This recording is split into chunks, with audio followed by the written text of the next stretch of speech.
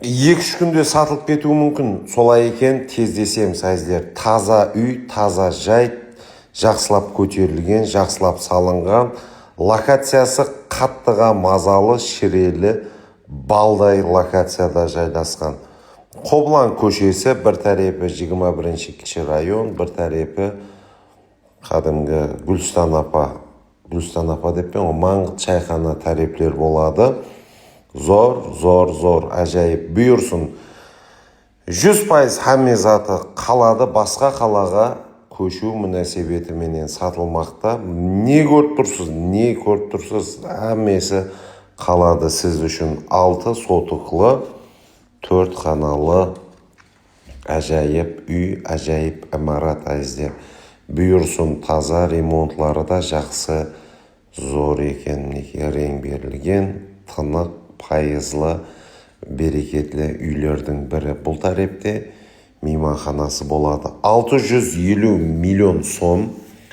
Қайтамыз, келесеміз, келін, көрің, сораң деген мәселе болып тұрыпты. Үйінің сыртына да жай сатылады деп қыстырған екен. Демек, асығу керек. Бұлай өткен деді.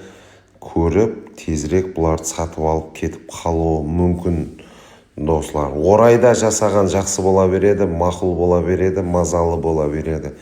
Бір тарепте міне осындай дым жақсы тазалық буыны, бұл тарепте мейманханасы бар екен. 91 коды менен 395, 9537 хамде 88 коды менен 787 78 72 номерлеріне байланыссаңыз болады.